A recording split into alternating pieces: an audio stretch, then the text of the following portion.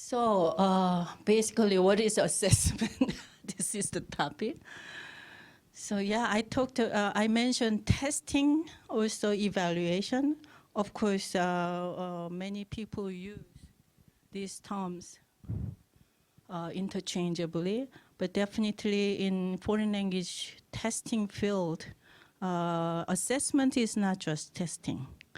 Of course, classroom test is a part of assessment, but assessment is more of a ongoing process to make sure students' learning is there to meet the final learning objectives.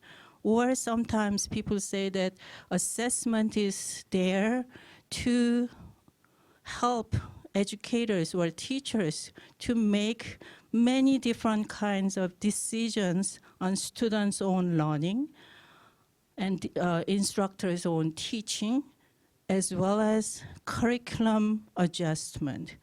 So assessment, the meaning of assessment is really rather broad nowadays. And a lot of foreign language educators are trying to link assessment with teaching more and more. That I'm going to explain more. So just think of your experience as a student or as a professor. Think of your experience with any kind of test or assessment. So what do you think? What type of assessment have you had? I don't need you to answer at this moment, but I think variety, I guess. But many of you had really probably pleasant experiences with any kind of test or very terrible traumatic experiences with your test. Maybe I know some professors from Korea had to go through very rigorous college entrance exams or other entrance exams. I even took entrance exam to junior high school when I was a child. So exam was never a pleasant experience for me. Probably because the test exams that I experienced as students never helped me to really improve what I learned. That's what my perception, I guess. But I never felt that the tests are there to help me to improve my own learning. Rather, tests are there to fail me. That was my perception. And even nowadays, a lot of students feel that way. Students, do you agree? Or no? I'll be very happy if you don't agree with that. But yeah, definitely a lot of tests are really meant to, I don't know, meant to, or sometimes it's a very difficult job for professors to make sure that some students are going to be promoted, whereas other students are not going to.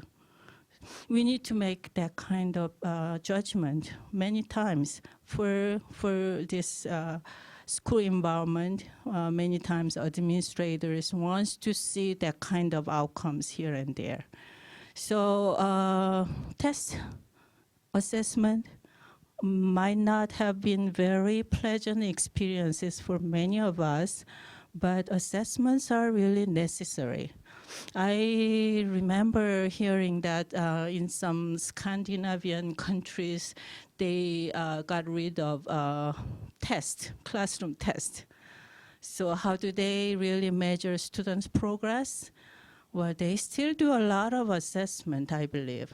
But again, would that be a really optimal environment for education? I don't know. But one thing I know is for Korean teaching, without assessment, we don't know where our students are. We don't know whether students are meeting the goals, objectives I set, or we set together. And we don't know, without assessment, we don't know what kind of things we need to provide to students to go further. So that's why it is needed, necessary evil or something like that. But when do you plan, as professors, when do you plan any kind of assessment? Usually when one semester starts, you started collecting all the teaching materials. You write the syllabus, of course, and then for syllabus you need to select some textbooks and reading materials, and also you need to specify when we are going to get the test and what kind of tests are going to be. And these kind of things are, of course, laid out in syllabus at the beginning. But as professors, we are too busy to prepare all the teaching materials. So usually when the test time comes, professor gets busier because professor needs to create the test, or maybe professor can use previous year's test, but still that's the time. Usually one important period of instruction is over, then professor started planning or design the test. That's the normal practice. Is it true, or is it different here in University of Michigan? True, right? So backward design, as is the backwards indicates, is totally opposite of what we've been doing. So, but before we talk about backward design, I ask you what kind of test or assessment have you had? And many of the assessment people laid out all kinds of test or assessment tools based on different criteria, of course, just like this, the list of this. And I didn't include all of them. I don't even know all of the terminologies, I believe. There are so many, and I guess some of them I'm not sure whether you're familiar with, but most of them I think you know what they are. So I don't have time to explain everything here, but definitely informal versus formal assessment means formal is something planned, so planned and systematic, whereas informal assessment is something unplanned, but something can be done instantly. That's the distinction. And summative versus formative. Formative is, as the terminology says, informs the student and provides some feedback to the student what your weaknesses or strengths are at the assessment time, and then students gets the information and reflect on those feedback and then improve their performance, competence, or skills. That's what formative assessment is, whereas summative assessment is something that you can provide in class one time to just summarize what the students have been achieving so far at that time frame. So those distinctions are here, and variety of tests are all listed here. But basically what it says is all kinds of assessments are given to help us to make decisions on students' learning. Again, usually we focus on students' learning, whether students are learning this and that I taught. That's the main focus. That used to be main focus, but nowadays we really believe that we need to make sure that assessment helps me, the instructor, the teacher, to make a decision on my instruction. And at the same time, to make a decision on curriculum, whether my curriculum is really going to the right direction to help students to meet the goals or not. Those kind of decisions we need to make, and then assessment is there to help us to make that kind of decision. So whatever types of assessment you are using, the assessment should do this. That's what nowadays a lot of assessors wants to see. So what is the purpose of the assessment? It is a little bit different from traditional assessment, right? Traditional assessment, as I mentioned briefly, usually focus on the students, where the students are learning the stuff that I've been teaching. But assessment should do many different things. So you can read it quickly. And fourth line says, assessments should motivate learning experiences rather than anxiety-provoking threats. So I like that, but many times, well, as human beings, we even call, what is that, test anxiety is created whenever we take the test. So it's very hard to create that kind of environment when we give any assessment, but that's the direction that we need to go. That's what many people are saying nowadays. Yeah, but as I said, as a necessary evil, we need to grade our students, provide the grading to the system and to the institute. And we need to make sure that with all these outcomes of through assessment, students will graduate or not. These kind of things need to be made. Also, these grades are the elements to decide whether our programs are effective or not.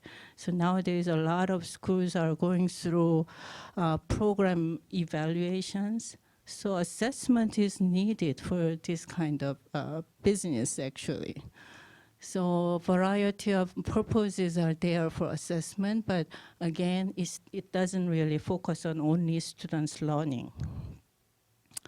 So many experts in assessment said that there are 5 different principles for any kind of assessment generally. So practicality should be there, meaning that any kind of test should be practical. For example, if you need to take a test for 8 hours or a day, is it practical? No, there is always big fatigue issue, right? And also, if the teacher provide 8-hour classroom test, teacher should probably spend 20 more hours to create this test. Those are not practical. Or sometimes if we wanna have our students to take standardized tests, some tests are very, very expensive. Those are not practical for us. These kind of things are practicality. And reliability, again, test needs to be consistent, meaning consistent and dependable, meaning that if you take one test and retest it probably after 1 semester or two semesters, the results should be similar and consistent. Validity, many people knew about what validity is, meaning that the test should measure what it was supposed to measure. That's a very nonsensical statement, some people think, but actually many times when we create a test, we don't create a test that measures what it is supposed to measure. I will show you something later. Authenticity. Test should be authentic, meaning that it should not be measuring something fake. In terms of foreign language education or assessment, definitely the language examples included in test should be authentic. It should not be really fake language, even if they appear to be real language. If they are not really authentic, there could be some kind of issues later coming out. And washback effect. And as I mentioned, assessment nowadays need to have some kind of influence on the instruction as well as curriculum. That's the washback effect that assessment expects nowadays. So check this out. So what do you think? When you think of practicality, reliability, validity, authenticity, as well as washback effect. This little girl is very smart. She knows that this test is not that very practical, well, because she would never buy 60 cantaloupes at the same time. If the student become a, I don't know, hotel restaurant owner or something, that could happen, but it is not very practical or realistic or authentic to her. At the same time, maybe that test might be reliable because it could be consistent, but still validity, I don't know whether it really measures what it's supposed to measure. As an elementary student, do students need to know this very unrealistic facts that are not very relevant to her? So even though this is a very small cartoon, we need to really think of what kind of tests we are getting or we are giving every day. So, well, historically, actually, language testing has been following the foreign language education trends, the methods and principles. So in 1950s, you know that the audiolingual method or grammar translation methods were prevalent. And at that time, definitely the focus of the testing was more of a linguistic elements, forms, rather than meaning. So at that time, the language test focuses on many kind of discrete elements, vocabulary items, whether students know have the knowledge of the language. That was the focus of language testing in 50s.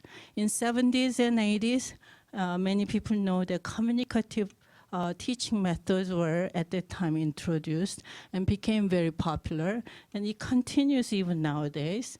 And then because of the, in 80s, definitely proficiency movement started. So with that movement, definitely the assessment trends follow that principles, and then also try to measure communicative competence or proficiency of the learners.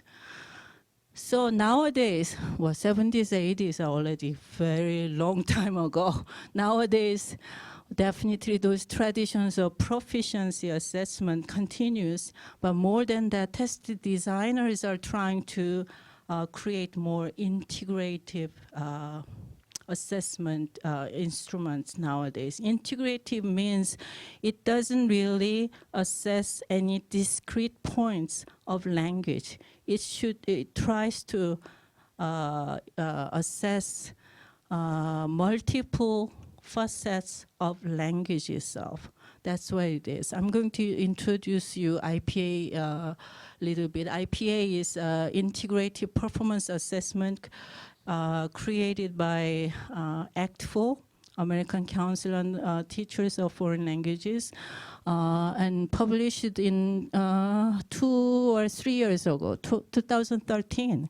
So not long ago. But in order to publish this outcome of all these efforts to create IPA, actually a whole group of people, including different schools and teachers, I think several hundreds people got involved to practice and see how this integrative performance assessment model works in their classrooms. And they collected all the data for the last probably almost 2 decades with the support of Department of Education. And 2013, they finally reported that this integrative performance assessment works in everyday classroom, where we really like to see how students' progress is measured there. So what is integrated performance assessment there. So integrate IPA is the short name there. And IPA is a assessment system that has a cyclical nature. So unlike the traditional testing we usually provide to students, this is a cyclic and ongoing process. So actually this one incorporates all kinds of standards and criteria that foreign language education field have been producing for the last 3 decades, and all these different kinds of standards are incorporated there. Those standards are so-called national standards for foreign language educators. I guess many of you know 5 C's, right? Communication, culture, connection, comparison, and community. These 5 C's need to be incorporated in foreign language education and assessment. That's what it says. And national standards were published in 90s and recently revised. And also proficiency guidelines, as I mentioned, was first introduced in 1982. And this one provides guideline for proficiency levels.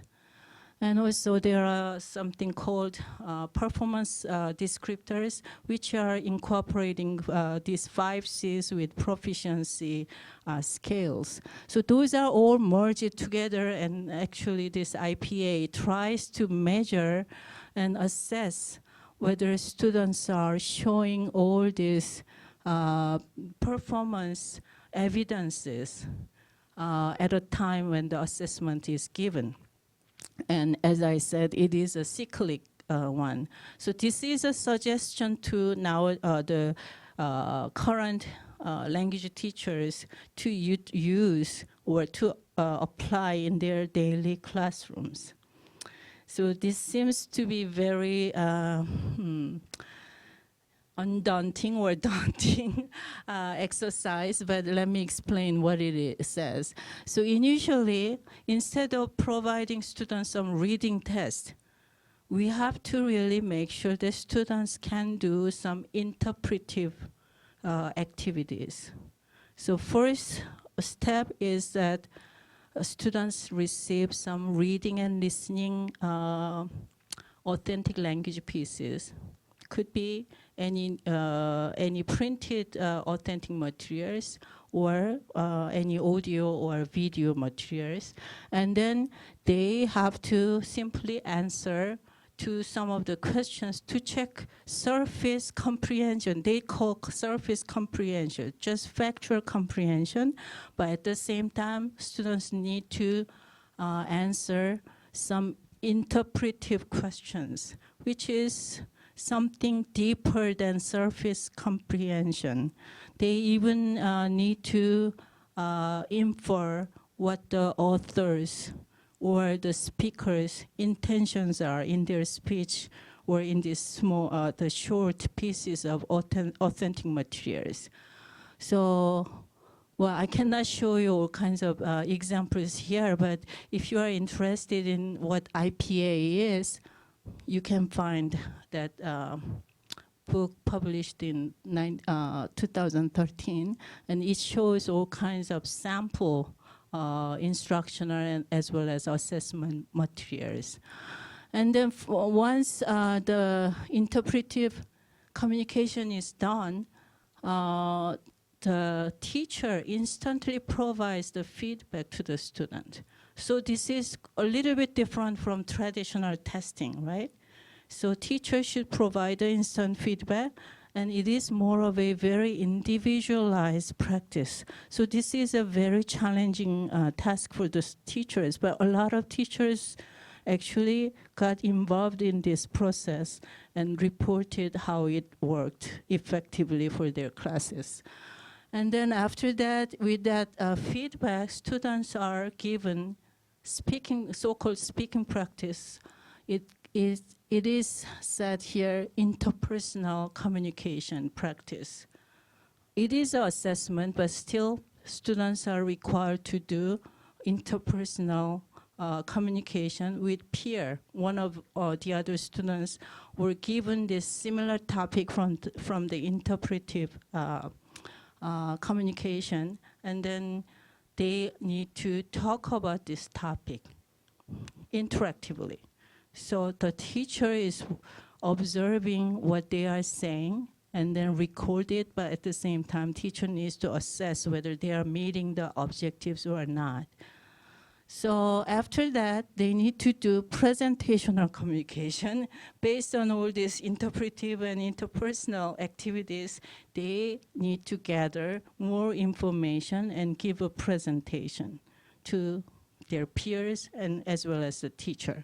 And the teacher definitely needs to assess whether students are meeting the goals or not.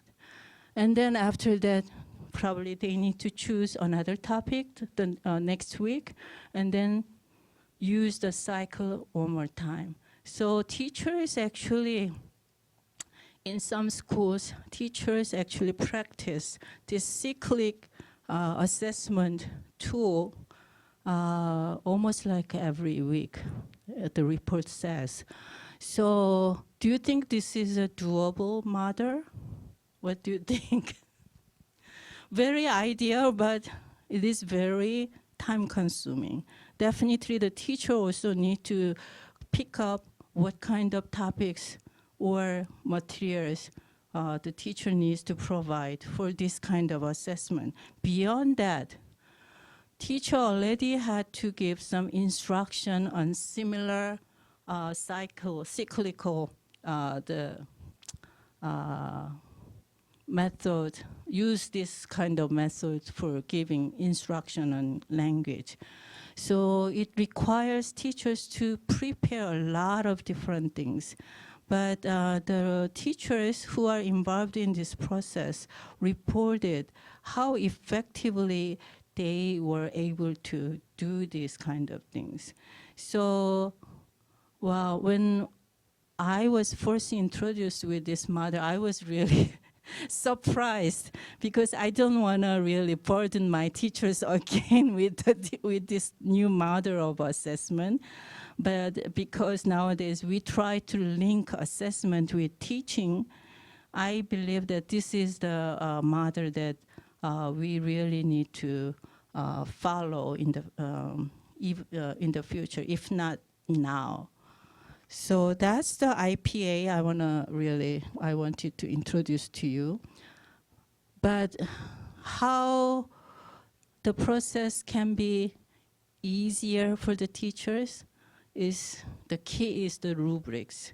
So for all all three steps, if there are clear rubrics, it's not that really difficult job for teachers to assess what students are doing there. So this IPA already created all kinds of rubrics that incorporate national standards, proficiency standards, and performance standards. So anybody can use it.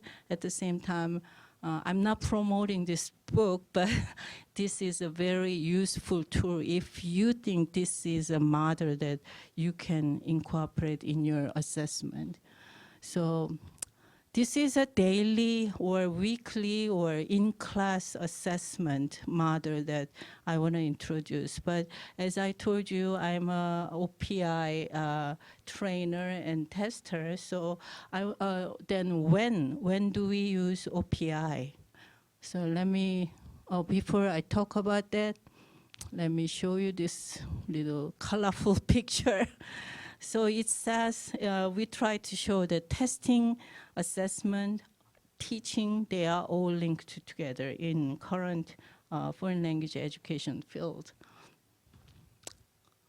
Yep, I'm going to skip this. Oh, so backward design, where this backward design applies here then? So, well, the books that was published by Wiggins and McTighe was published in 2004, but they actually introduced this concept of backward design almost like 3 decades ago. And it really challenges many teachers to think like assessors.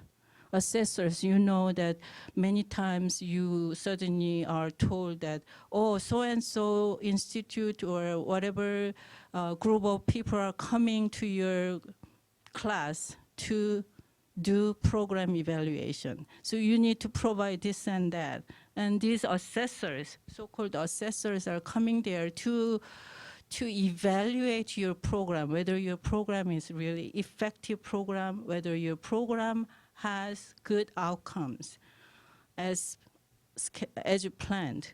So as teachers, when we plan our curriculum or course, we need to think like assessors. That's what these two scholars are claiming. And as I mentioned before, when teachers, professors start teaching any course, we started thinking about, usually we start thinking about what kind of books we need to teach, what kind of materials we need to provide students, what kind of discussions we are going to do, what kind of activities, fun or creative activities I'm going to provide to the students. But with backward design, we need to keep the end in mind, meaning that what are the goals that I need to reach with the student? What kind of goals that I want students to reach at the end? What kind of things students are going to take away at the end of my course? This is the first thing we need to think about. That's what backward design mean. And they set the 3 stages of backward design. So first stage, you need to first identify what are the goals, what the goals are in your course. And then you need to determine what are the evidences that shows the students actually met the goals. And final stage is when you need to really think about what kind of activities, textbooks, and materials you need to provide. So this is a little bit of, or totally opposite of what we traditionally used to do to plan any course or curriculum. So stage 1, as I mentioned, for foreign language education, national standards, proficiency standards, performance standards, all these are already existing in the world. So these are the already standards. But if you have a language class which has a special purpose, like business Korean or what are the Korean courses, or Korean for medical field. These kind of courses are created, then definitely the standards should be written. So that is the first step you need to really think about. And then second step is rather than creating learning activities, you need to first think about what kind of assessment you need to create to collect all these evidences of meeting all these learning goals. So what it means is you need to create tests first and then create your learning materials at the final stage. Do you think you can do that? I think so, because we've been doing that in Defense Language Institute for many, many years. And we've been, I believe, arguably or relatively successful in language education. And students' outcomes have been really noticeable and well recognized. So keep the end goal in mind. That's the first thing we need to think about, but not just think about it, but do it. Do it meaning create assessment first to collect all the evidences of meeting the final goals. And final stage is the design the syllabus.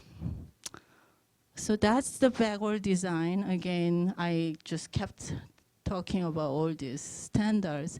And many foreign language educators and learners, especially the European language learners, are familiar with this European common European framework, right?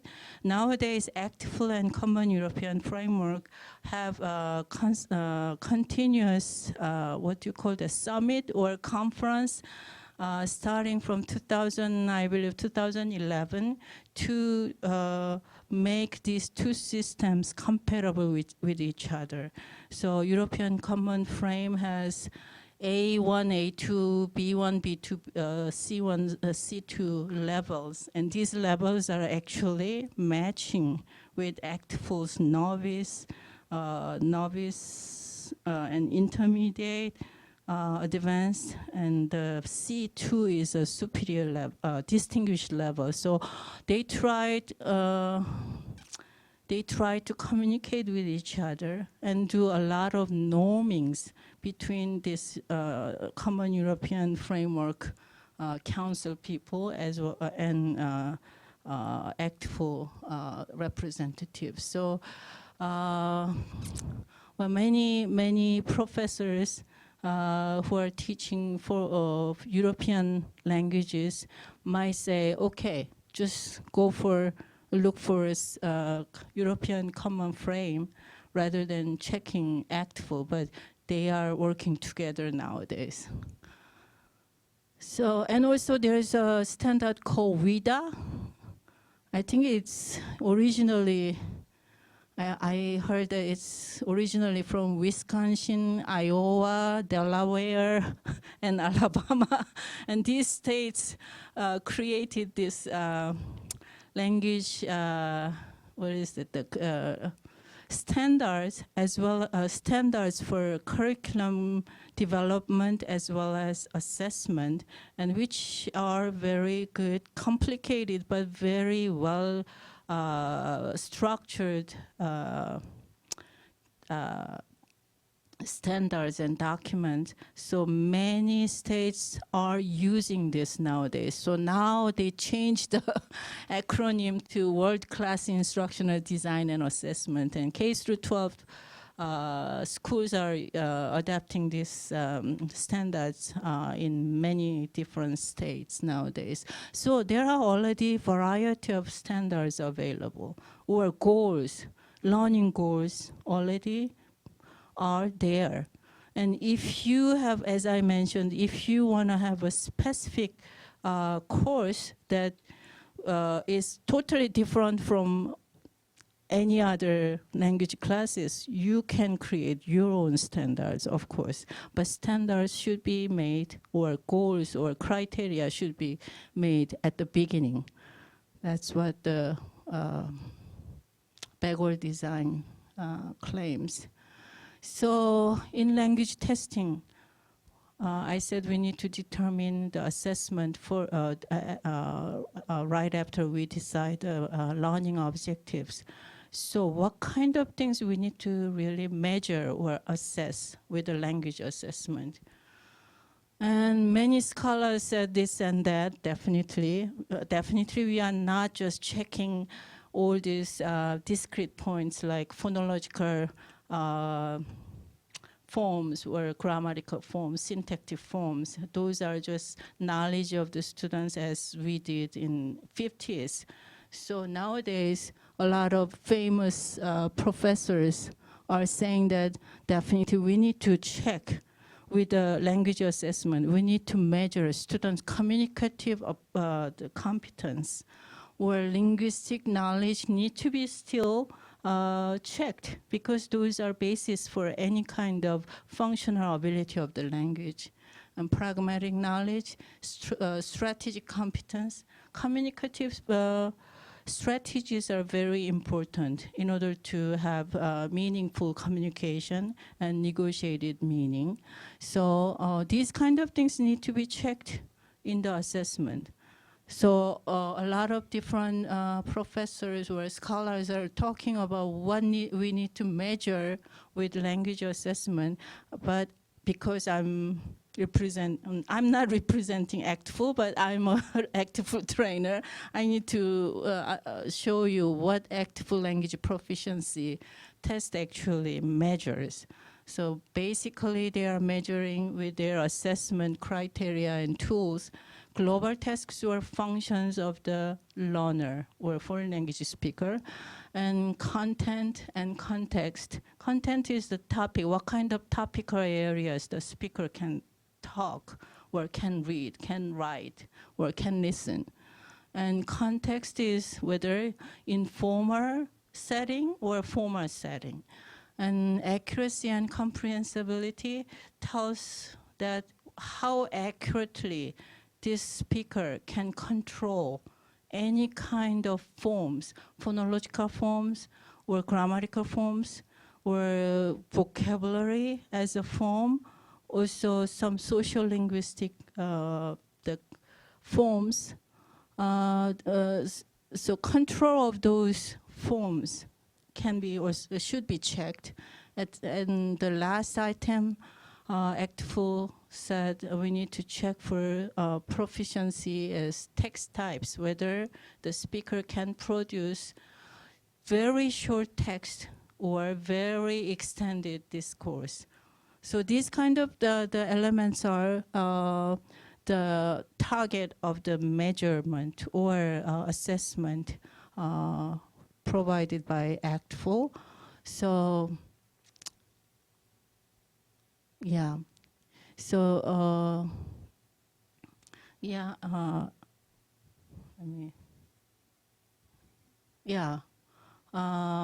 many Act 4's proficiency guidelines actually are based on many different scholars or researchers claims to check the communicative competence. But it goes even beyond what many scholars are trying to say that we need to measure, because it actually created the system of the assessment, which is nowadays widely spread across the nation, which is called Oral Proficiency Interview, OPI.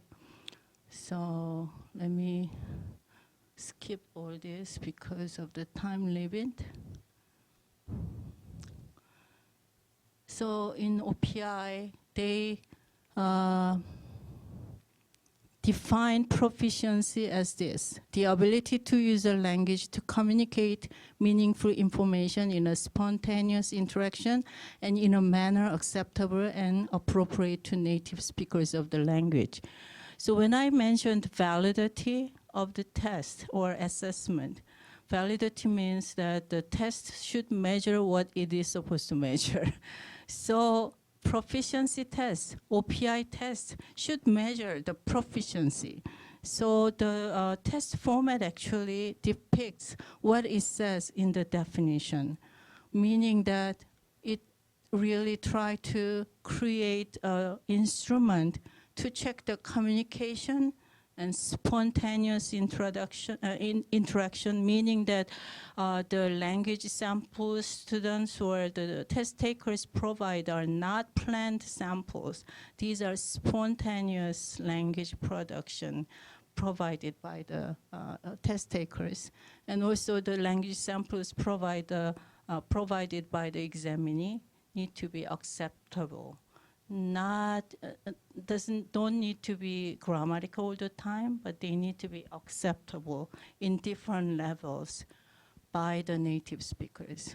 So this is the OPI. I just want to show you what OPI is. But one thing I want to tell you, I think I'm running out of time, right? Okay. So this OPI is well-known test, but is it really suitable for your classroom assessment? This is something that we need to think about. A lot of people criticize OPI because OPI doesn't really measure students' proficiency within short period, within one semester class. OPI really is measuring students' accumulated functional ability after a certain significant interval of language learning. So OPI might not be very suitable to your classroom assessment. That's why I introduced IPA for your probably daily, weekly classroom assessment. OPI is not for classroom assessment. But maybe after one semester, OPI can be used to check whether students gained any proficiency after probably 12 weeks. Some quarter systems have only 10 weeks. So you can use this OPI system. So as this is a famous tree picture drawn by Act 4, what it says is that traditionally, when we taught language, we were focusing on only probably accuracy, grammatical accuracy, phonological accuracy, pronunciation, or sometimes we focus on only the topics. And especially for Korean and Japanese, Asian languages, we teach some contextual the registers, these kind of things, definitely. But have we really taught functional abilities? What the speaker can do in different levels? Or have we ever taught students to create longer sentences or long extended discourses? Or some students still can do be engaged in communication by using only vocabulary items. Well, we had all kinds of experiences in foreign countries when we can communicate with the native speakers by providing only few words with gestures, right? We can still communicate, and some of our students might be able to do that even after level 4. But that doesn't mean that they are very high level of proficiency in as a foreign language learner. So do we focus on them, focus on our teaching to help them to produce really professional-like language? So these kind of things, the Act 4 is trying to challenge people, educators, to think about. So language is like a tree. This tree has all kinds of surface elements that we can see easily. Did we teach those things only before? Or did we teach the root, which is hiding all the time? So, or did we miss the branches that are hidden by all these full leaves? So language is like that, and we need to really teach all kinds of elements in the language. That's what OPI and also Act 4 Proficiency really emphasizes.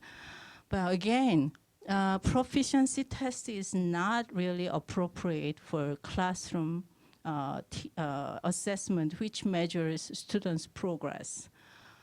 Rather, achievement test, usually classroom tests are achievement tests, might be the best way, or in order for students to become more proficient at the end of one semester or 2 semesters, we can help them to build their proficiency based on their achievement or the discrete point learning. So proficiency doesn't happen within only classroom, by only classroom instructions. And students need to be aware of that. So teachers need to let the students that what they are learning in the class is very, very limited language, of course. Everybody knows that, but students believe that when they get certain instruction in the classroom, they can probably speak with a native speaker after one semester. No, students need to do a lot of extra work to be proficient, to be functional in the language. And for us, the teachers need to really create some create the instructional materials as well as assessment materials to help students to become more proficient. So that's what OPI is trying to do. And again, as I mentioned, this is not really something suitable for the classroom assessment. And definitely, as I mentioned, in 1982, when the first proficiency guidelines were introduced, there were a lot of criticism in the field, definitely. And one of the examples I said is Rantoff and Frawley. Rantoff is a professor in the East Coast, and I'm not going to mention which university, and he's a well-known scholar, and he is probably well-known for his dynamic assessment nowadays. Dynamic assessment is more of a formative assessment, as I mentioned, assessment that really checks ongoing progress of the students. So whether it's dynamic assessment is more like teaching. Teachers who are teaching the students know the students' competence more than anybody else. That's what it means. So he and Frawley actually criticized that OPI, even though the validity of OPI is questionable, because even though OPI claims that it measures actual functional ability, the proficiency, but actual interview is not really realistic or naturalistic conversation at all. So they are saying that it's like tails wagging the dog, meaning that the real language sample is vast and infinite. But in this OPI, you just create very unnatural question and answer language samples, and which is very, very extreme reductionism of the real language. So they criticize that it doesn't really measure proficiency. But there's no perfect word or perfect assessment. So unfortunately, after that, no one really created anything that could substitute OPI. So after 30 years, we are still using OPI. We are still using OPI in widespread way. So it is very much well accepted by many major universities across the nation. But again, don't misunderstand that OPI is not meant for classroom assessment. Okay? Did I make it clear the differences between classroom instruction and this OPI? I hope. So this OPI doesn't really measure any discrete points such as grammatical structure or vocabulary items. It checks what the learner can do and what the learner cannot do. So this is the OPI. So actual language ability, it tries to check. Of course, it is unnatural that the speaker, the tester always asks questions and then the test taker answers. It's not the real conversation, but if there is a better way to sample or to elicit all the actual natural language samples, maybe OPI need to be changed. If there is a better way, definitely we need to go for that, but we still don't have that yet. But can you do similar proficiency tests within your classroom? What do you think? I think so. This gives us a lot of hints what we can do. Oh, I'm sorry, I have to skip all this. Too many things.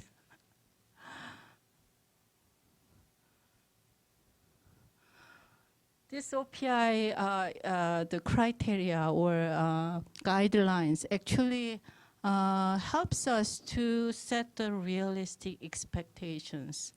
So help us to determine what kind of learning evidence, evidences of assessment or learning goals, outcomes we can collect based on this OPI or proficiency guidelines. So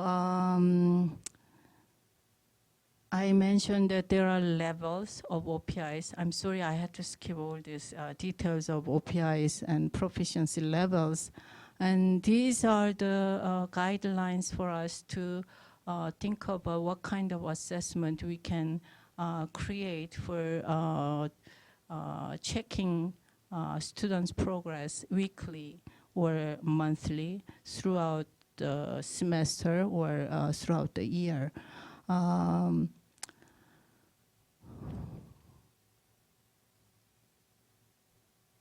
So as I said before, full OPIs are not really feasible, appropriate classroom option.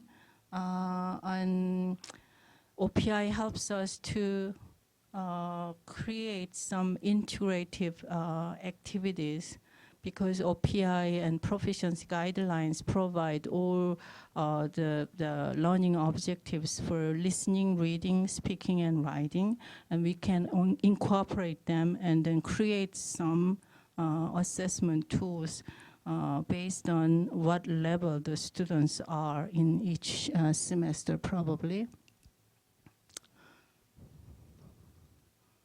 And actually, the IPA shows all of this integrative model in its publication. So for classroom assessment using OPI terminology, you can think of this assessment tool that should include whether students can produce formulaic language, lexicalized chunks, or turn-taking skills, sentence frames. These are the probably elements you can check in your assessment for novice level, probably course Korean 101 or 102. And intermediate level, instead of checking whether they know this grammar form or that grammar form, you can check whether they can produce or understand strings of sentences rather than paragraph yet. Also, they can do negotiated meaning, and also they can comprehend some of the intermediate level materials. These are the ideas for tips for the assessment for classroom based on oral proficiency guidelines. So several ideas for advanced and superior levels. So a lot of people question whether OPI has a validity and reliability. And especially the assessment groups are really curious or skeptical about OPI as a valid and reliable test. And there were a lot of researches done, and I just listed many of them here. And if you like, I can leave these slides with the NAM Center so you can share it with the audience. So the final stage is when you need to create the syllabus and instructional materials. That's what the backward design says. And as you know, the curriculum should be, the curriculum design, many people say that curriculum design should be spiraling up model. Have you heard of that? Yeah, I think in second language acquisition and foreign language education field, the curriculum, one of the principles of curriculum design is to adapt the spiraling up model, meaning that you don't really gain something that was once taught to you, you don't retain that forever. The only way you can retain one thing introduced to you at one point is it needs to be recycled and expanded. And it needs to be added to the higher level of concept. That's what spiral up model is. And actually the OPI, the instrument, is based on this spiraling up model. So I'm just showing this.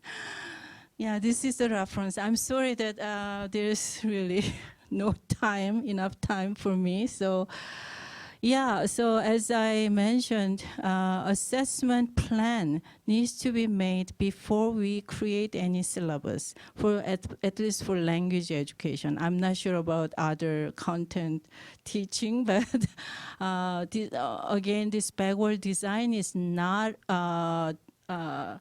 introduced for language teaching only. This came from educational field. This applies to any field, any subject in K through 12 environment. But I'm a language teacher, and some of you are language professors. So we believe that, especially for language teaching, which requires a lot of multi skills.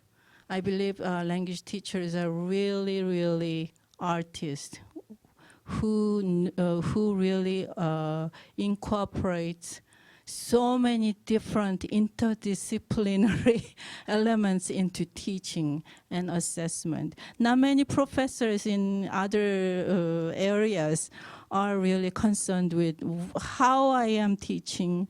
Well, how I am teaching, maybe they are concerned, but what kind of teaching method I need to really incorporate, what kind of assessment I need to do in order for our students to meet the goals. Meet the goals meaning that I need to help my students to be functional in this language, meaning that after my class, I want my students to interact with any native professionals without any miscommunications. And just like professionals of that country, we expect our students to be like professionals in Korea or in Japan when we teach this language. So foreign language teachers, Korean teachers, always think about all kinds of things to be incorporated in their teaching. So it's really, really complicated job, and but assessment truly is a very important component of our curriculum, and which has been very neglected in many, many years. And nowadays the efforts in the field is that many people try to link this assessment with teaching. In order to help students to in their learning, to more effective learning. At the same time, in order to help instructors to improve their instruction, also in order to adjust their curriculum to be more effective. Yeah, that's it. Thank you very much.